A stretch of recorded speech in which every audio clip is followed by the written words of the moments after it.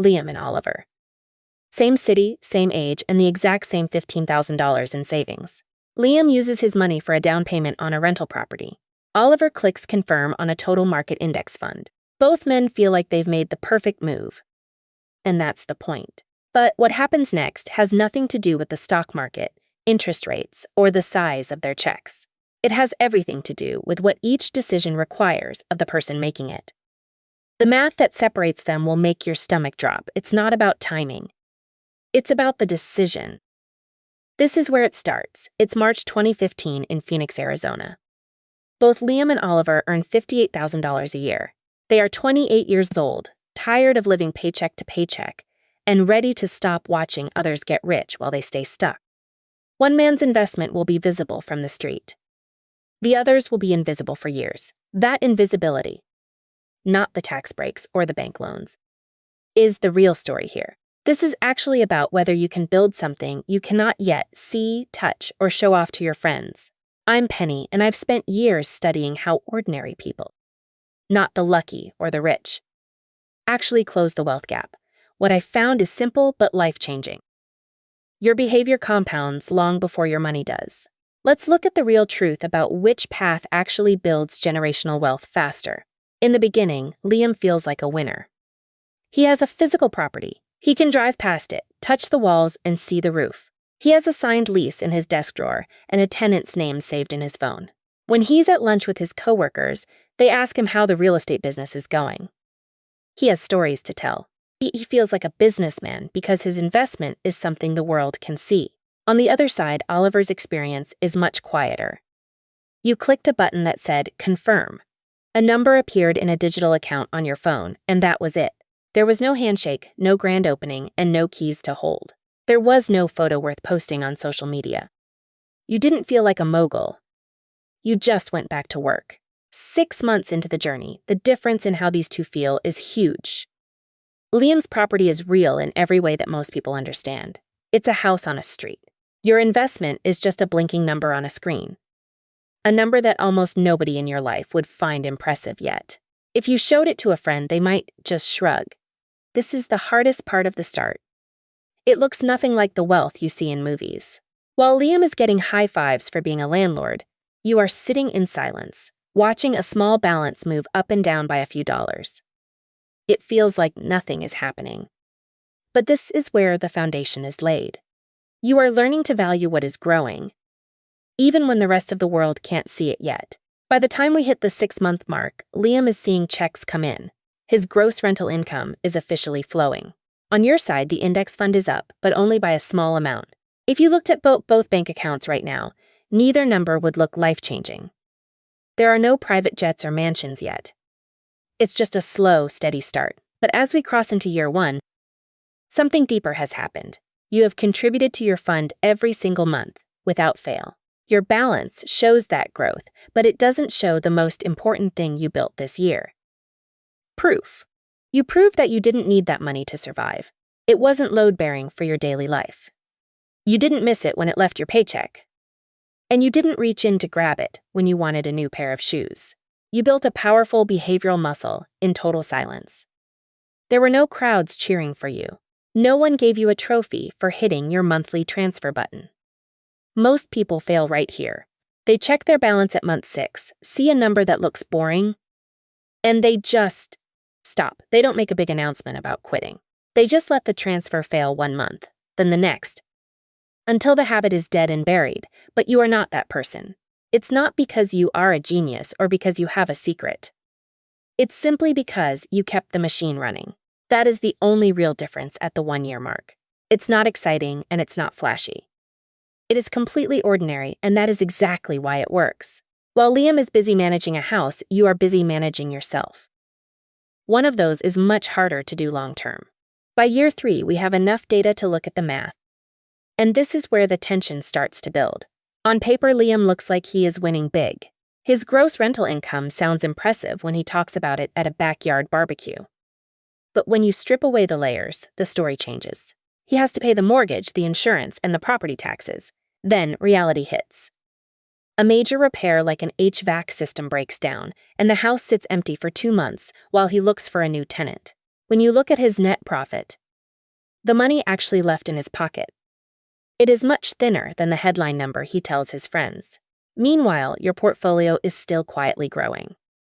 Between your monthly contributions and the small bit of compounding interest, the balance is higher, but it's still not spectacular. It still feels invisible.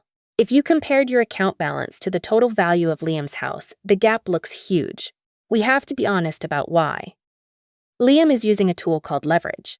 Because he used a bank loan, he controls a $180,000 asset with only $15,000 of his own money. That amplification is real.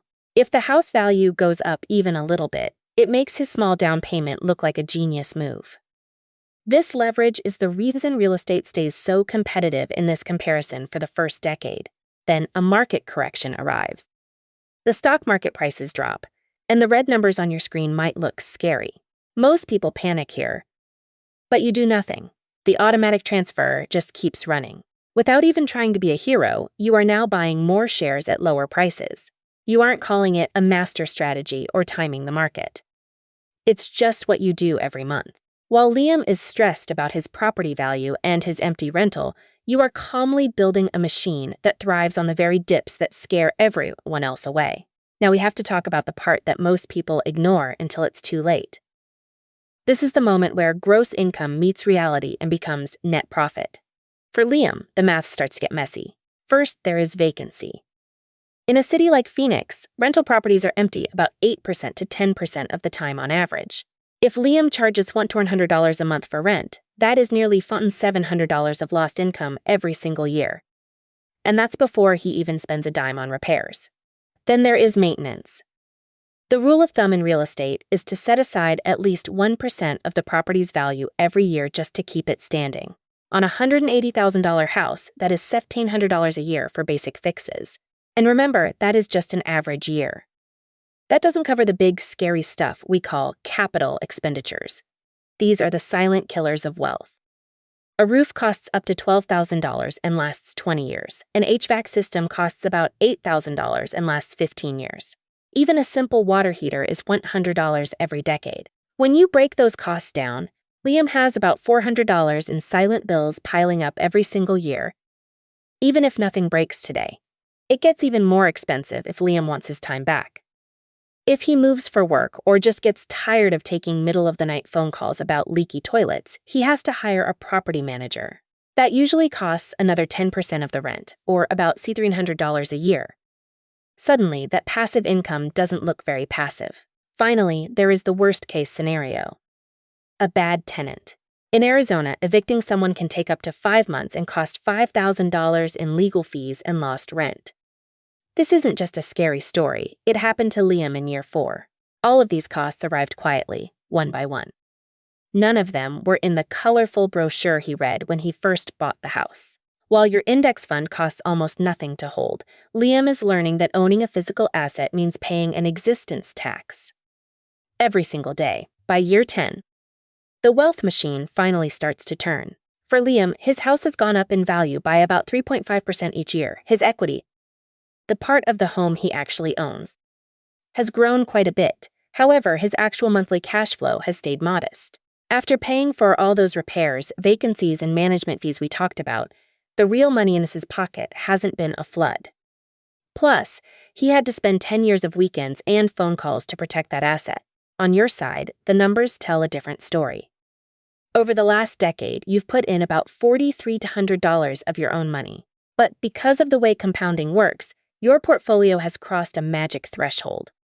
The market is now growing so much that it is contributing more money to your account every year than you are putting in yourself. For the first time, your money is working harder than you are. You have become a passenger on a ship that is moving under its own power. What makes this even better is what you didn't have to give up. You didn't sacrifice your weekends to fix a broken sink. You didn't have to keep your phone on all night in case a tenant got locked out. You didn't have to watch your emergency fund get drained by a surprise roof leak. All you did was keep clicking confirm once a month. The machine did the rest of the heavy lifting. Even so, year 10 doesn't declare a winner just yet. Liam still has a huge amount of equity because he used bank leverage, and that still matters. The gap is closing, but the tension is very real. If you think the race is over, keep watching, because the math is about to take a massive turn.